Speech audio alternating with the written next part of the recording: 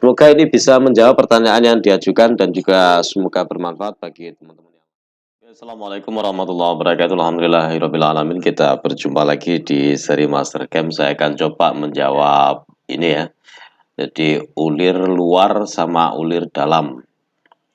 True barnya tidak terbaca kalau di X5 saya belum nyoba, belum otak-atik, tapi saya jawab langsung di Master Game X9. Saya akan buat sembarang diameternya. Satu contoh misalnya biar mudah itu kita pakai 40, kemudian mungkin ini 60. Oke. Saya buat pakai kota enggak ya? Ya, pakai kota aja biasa. Misal ini contoh aja ya. Jadi contoh, karena yang diperlukan itu ini geometri yang ini ya, geometri yang ini. Jadi misalnya kita ada benda seperti ini, saya buatkan visualnya aja biar nanti anak saya di SMK juga bisa belajar sekalian untuk menjawab ini.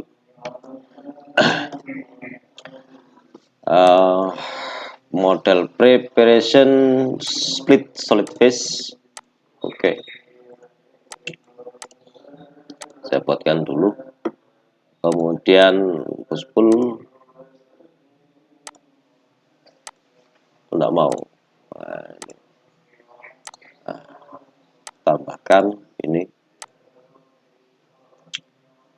Misalnya minus 60.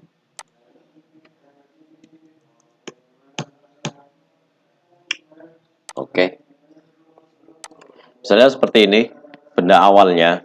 Kemudian hendak kita ulir, misalnya pitch yang digunakan itu adalah 2. Pitchnya 2, maka kita perlu membuat garis bantu kedalaman ulir. Ya, garis bantu kedalaman ulir bisa kita pakai offset seperti ini. Kalau pitchnya 2, paling enggak nanti kedalaman maksimumnya itu kan sekitar 1 ya. Sekitar 1 seperti ini. Jadi garis yang pertama ini kita gunakan untuk membuat visualnya, sedangkan garis yang berikutnya ini adalah kedalaman ulir tersebut. Jadi yang paling penting yang kita gunakan itu nanti itu di sini, ini hanya visualnya saja. Saya tambahkan misalnya di sini ada jemperan 1 misalnya, jemperan 1. Sorry agak flu sedikit ya. Oke.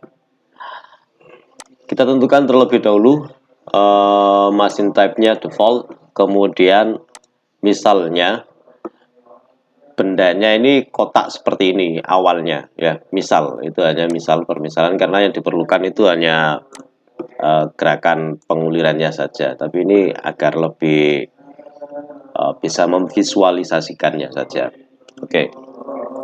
Kalau sudah kita tentukan stock setupnya, kita bisa memulai dengan ini, memilih 2D toolpath. Di sini ada treadmill ya, treadmill toolpath. Jika ini tidak ada misalnya ini tidak ada seperti ini kita hapus. Kita tampilkan dengan customize, klik kanan customize. Jadi klik kanannya di daerah sini yang penting ya. Klik kanan. Halo, agak hang. Klik kanan kemudian customize. Kemudian cari di sini 2D toolpath ya, 2D toolpath. Kalau satu-satu itu bisa kita pilih, klik dan geser, taruh di daerah yang sekiranya dia tampil garisnya itu ya. Kalau di sini kan tidak tampil garis. Nah, ini kalau gini kan tampil garis. Jadi kita tampilkan seperti ini, atau kita aktifkan ini. Kalau kita apply gini ya. Oke. Ini sudah ada di sini. Atau kita klik kanan kemudian customize, kita aktifkan 2D toolpath. Ini diklik, kemudian apply, oke. Ini kita geser, klik tahan, geser ke sini. Agak lemot ya, sorry. Halo, ya. Jadi sama caranya tadi, kalau satu persatu seperti ini. Kalau satu bagian 2D toolpath itu bisa langsung kita aktifkan seperti tadi. Karena kalau misalnya kita pilih dari sini, mill toolpath, ini pilihannya ada drill. Meskipun ini sama bisa ya, sama bisa. Kalau kita pilih drill, itu nanti keluarnya begini. Kalau kita select drill position ini ya, dari grafik itu nanti dari 3 dimensi. Dari 3 dimensinya. Nah ini 3 dimensi. Nah ini 3 dimensi dia bisa baca. Tapi kalau kita hanya membuat garis-garisnya saja, itu bisa kita pilih dari entity. Seperti ini. Misalnya saya pilih seperti ini, oke. Jika kita memulainya dari drill, kita harus merubahnya ke treadmill terlebih dahulu. Ya, kita memulai dari drill tadi ya, maka kita klik di sini. Oke. Kalau kita mulainya dari ini, treadmill toolpath atau ini ya, treadmill toolpath. Oke. Kita pilih, saya suka dari entity. Kemudian pilih seperti ini. Oke. Dia langsung memilih di treadmill. Jadi sama sebenarnya. Kemudian toolnya bisa kita create, klik kanan, create new tool. Kemudian kita pilih treadmill, next. Outside diameter yang kita punya berapa? Karena mungkin kita menggunakan paha dalam, ya, ulir paha dalam itu kan ada insetan. Misalnya terluarnya itu 12, kemudian overall length-nya bisa kita isikan berapa, cutting length-nya misalnya 2, terus pitch-nya itu nanti kira-kira 2. Jadi di sini hanya ada satu tooth, satu gigi pemotong. Soldernya ini bisa kita rubah atau kita biarkan, tidak ada masalah sebenarnya.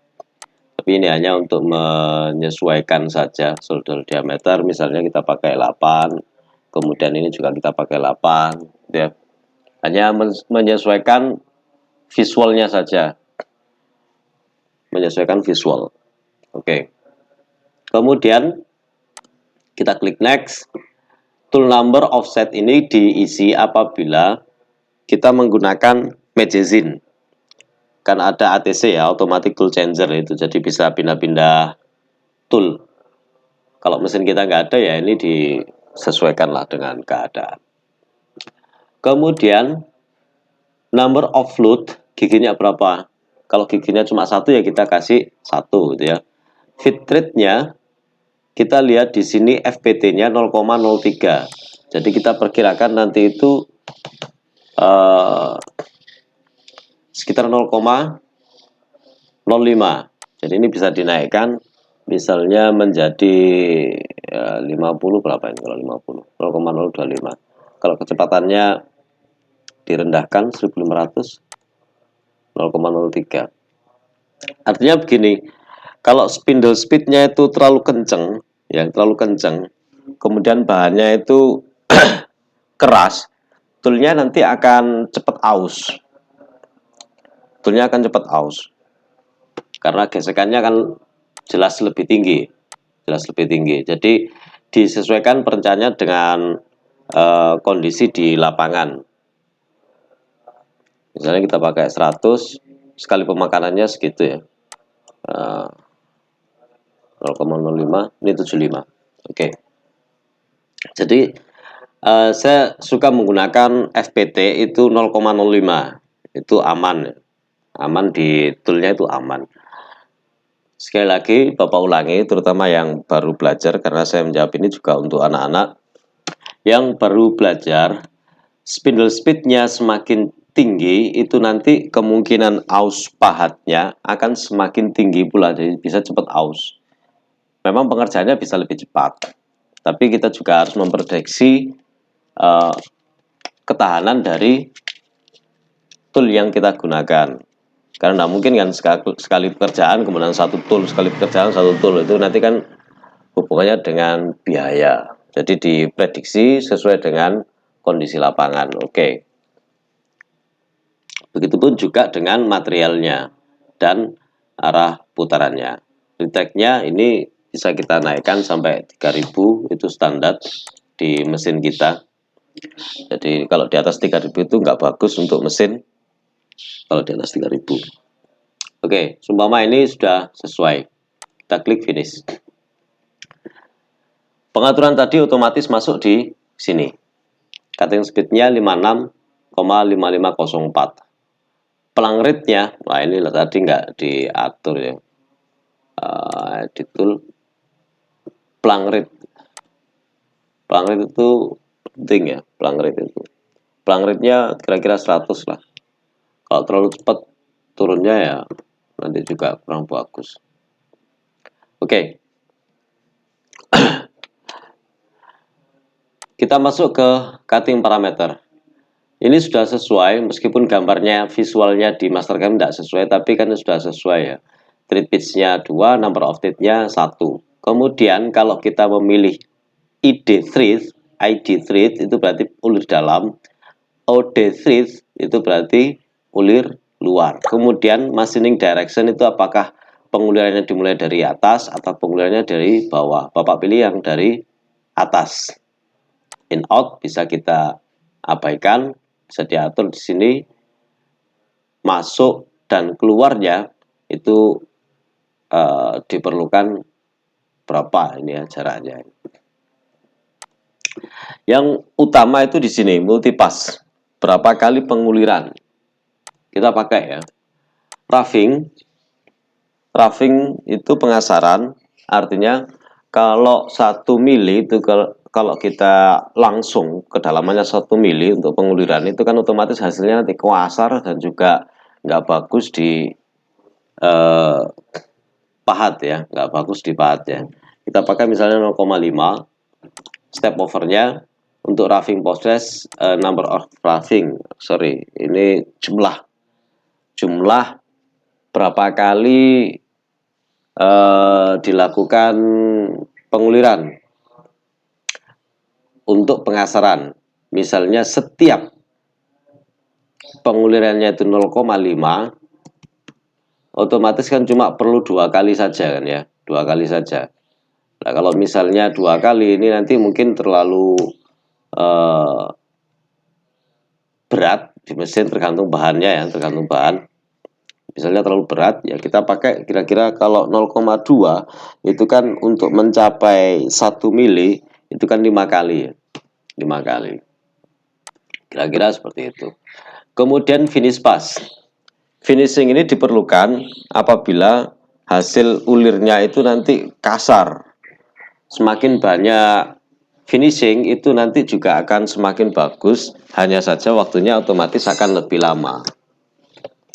Logikanya di sana, jadi diprediksikan misalnya finishingnya itu 2 kali dengan 0,05 misalnya. Number of spring ini nanti bisa diisi, dilihat hasilnya. Oke. Sama dengan feed rate, untuk overrate-nya bisa diatur, spindle speed-nya juga bisa diatur. Jadi ada perbedaan ketika dia roughing maupun finishing. Nanti kecepatannya seperti apa itu bisa dicoba-coba. Intinya seperti itu. Kemudian yang perlu kita perlukan lagi, yang perlu kita atur lagi itu adalah di sini ya, linking parameter. Otomatis berapa kedalaman ulir itu harus kita tentukan. Jadi kalau misalnya kedalaman ulirnya itu misalnya cuma min 30 ya kita kasih 30. Top of thread-nya dimulai dari mana? Ya, topnya itu artinya ulirnya dimulai dari mana ini. Kita perkirakan kalau misalnya totalnya 30 ini, berarti ya paling enggak ini kita kasih 2, kemudian di sini min 32 seperti itu. Ya. Feed plane-nya bisa kita pakai 5. Misalnya sudah benar sesuai dengan prediksi kita. Kita klik OK. Kita lihat di sini ya. Hasilnya nanti seperti ini, dia dimulai dari tengah. Perhatikan, dimulai dari tengah ke samping.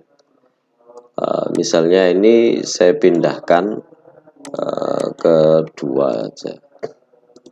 Oke, nggak kita tampilkan, jadi hanya ditampilkan di sini. Jadi tadi nggak diperlukan gambar 3 dimensinya, nggak diperlukan. Yang diperlukan itu hanya lingkarannya ini saja. Kalau kita lihat dari top, ya, posisi terakhir, lihat, posisi terakhir yang dijadikan pedoman itu adalah garis yang kita pilih. Makanya kita harus membuatkan garis tersebut sebagai pedoman, ya. Jadi yang dijadikan pedoman itu adalah garis yang kita pilih. Kalau 3 dimensi berarti gambar ulir tersebut, ulir terdalamnya itu yang kita pilih. Karena ini kita pakai garis saja, ya kita pilih garis seperti ini. Saya lebih suka ke garis ini karena lebih mudah. Jadi nggak diperlukan visual sebenarnya. Tapi ya itu untuk memudahkan pemahaman. Oke. Untuk luar prosesnya sama atau bisa kita kopikan dari sini, klik kanan, copy, kemudian ke sini, klik, kemudian di paste. Geometrinya ini aja yang kita rubah dengan klik kanan, reselect all. Seperti ini. Saya pilih entities, kemudian klik garis yang dijadikan pedoman. Ini kan garis terluar untuk visual. Sedangkan untuk penguliran kita kepakai yang ini kan, yang terdalam nanti. Oke. Oke. Kemudian di refresh. Perhatikan, ini tadi kita copy dari sini kan posisinya masih internal. Kalau kita pakai yang eksternal atau ulir luar, kita pilih dari cutting parameter ini, kemudian pilih OD thread. Ya, yang lainnya kan sama ya. Ini kan sudah sama, nggak perlu kita atur. Oke. Kemudian klik seperti ini. Posisinya kalau kita lihat dari atas nanti seperti ini. Ini let in dan let out.